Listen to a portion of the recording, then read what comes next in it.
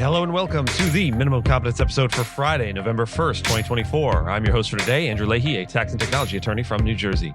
On today's episode, Trump sues CBS over alleged interview edits favoring Harris, state Supreme Court races heat up over abortion rights, Abbott wins formula trial, and private credit booms for law firms. Let's remember, Halloween is behind us, which means it's officially the holiday season. And read today's legal news. On this day in legal history, November 1st, 1943, New York City implemented rent control for the first time under the Federal Office of Price Administration, or OPA, in response to housing scarcity and skyrocketing rents caused by World War II. As millions flocked to urban centers for war-related jobs, New York's housing demand surged, outpacing supply and creating a crisis of affordability. To protect tenants from exploitative rent increases, the OPA set strict limits on rent hikes, freezing rates at March 1st, 1943 levels. This marked one of the first large-scale interventions by the federal government in the private rental market, signaling an extraordinary step toward tenant protections in the U.S. Rent control in New York City became a hotly debated issue, with proponents arguing it was essential to ensure stable and affordable housing, and opponents claiming it would stifle investment in housing, maintenance, and new development. The 1943 regulations laid the groundwork for the modern rent control policies still seen in New York City today, although the laws have since evolved with the establishment of state and local rent stabilization laws in the 1970s. The legacy of these rent controls remains significant. They continue to influence housing policies across the United States, serving as both a blueprint and a cautionary tale for balancing tenants' rights with landlords' financial incentives. Over time, New York's rent control laws have been adjusted, but remain among the most stringent in the country, applying to thousands of apartments even as new buildings and market-rate rentals transform the city. The establishment of rent control in wartime New York thus represents an enduring chapter in housing law, reflecting ongoing tensions between affordability and market freedoms. Former President Donald Trump has filed a lawsuit against CBS Broadcasting, Inc., accusing the network of election interference by altering an interview with Vice President Kamala Harris. Trump claims CBS edited Harris's responses to questions about the Gaza conflict to improve her image, removing what he describes as a confusing answer and replacing it with a clearer response in a second airing of the interview on 60 Minutes.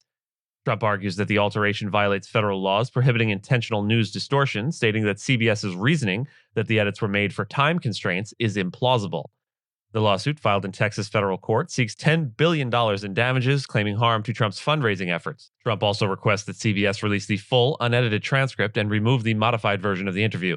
CBS, denying the claims, asserts that the lawsuit lacks merit and that no part of Harris's answer was hidden. The legal team representing Trump includes Edward Andrew Paltzik, Daniel Z. Epstein, and Chris D. Parker. Since the 2022 U.S. Supreme Court decision overturning Roe v. Wade, state Supreme Court elections have become key battlegrounds in the fight over abortion rights. This ruling shifted control over abortion laws to the states, leading to abortion bans in conservative states and constitutional amendments in several others protecting abortion rights.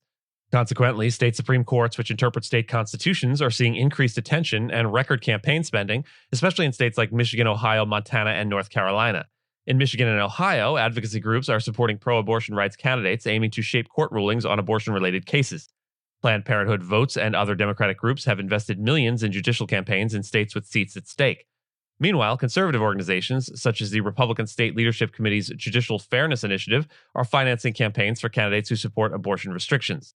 These efforts reflect the high stakes of ideological control over state courts, with implications for future rulings on abortion. At the risk of pontificating, it's worth noting how large the influence of Citizens United and the broader movement to bring more money into politics looms when these kinds of issues are kicked down to states.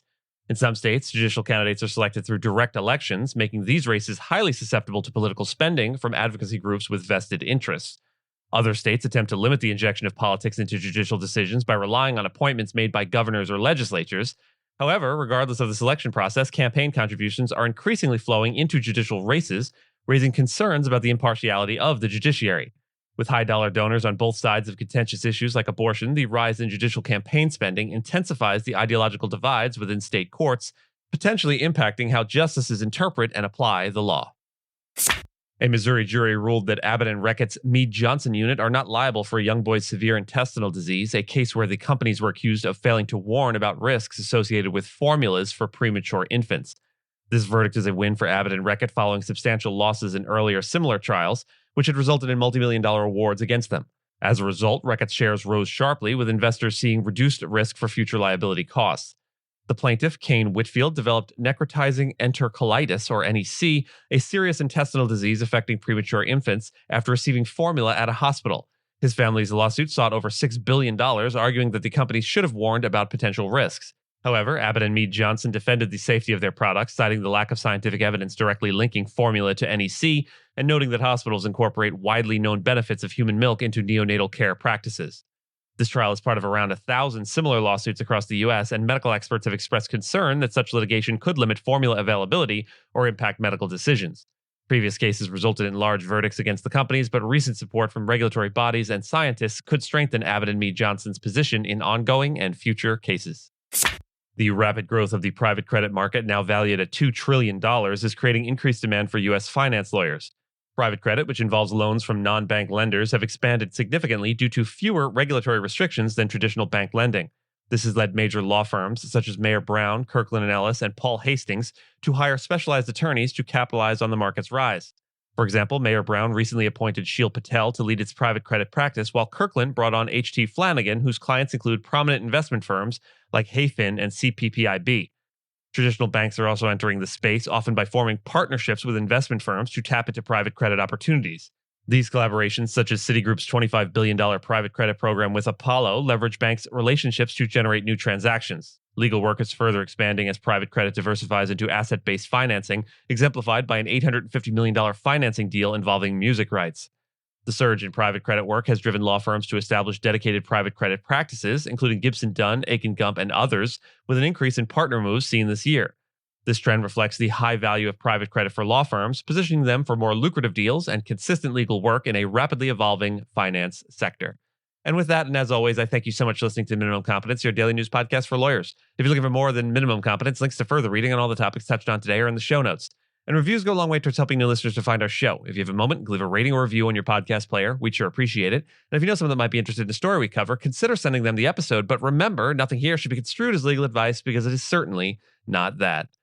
Minimum Competence is available at minimumcomp.com and wherever you get your finely crafted podcasts. If you haven't checked out the website in a while, give it a look. There are complete transcripts and resources for each episode and its corresponding segments, as well as an opportunity to receive new episodes in email, newsletter, form. We'll see you back here on Monday, and until then, note, we like to close out the week of shows with a musical piece to feature. That will make these Friday episodes seem especially long. We hope you'll stick it out and enjoy the featured piece, but if music, and specifically classical music, isn't your bag, we get it. Our mouth sounds unrelated to the week's closing music ends here. This week's closing theme is Johann Sebastian Bach's Toccata and Fugue in D minor, a thrilling and dramatic piece that perfectly captures the eerie spirit of the Halloween season. Known for its powerful opening chords and haunting descending melodies, this iconic work by Bach has become synonymous with all things spooky. Originally composed for the organ in the early 1700s, Toccata and Fugue in D minor has an unmistakable dark grandeur that makes it a Halloween favorite across the world. The piece begins with a bold, almost theatrical flair, setting an ominous tone before weaving into intricate passages that create an atmosphere of suspense and mystery.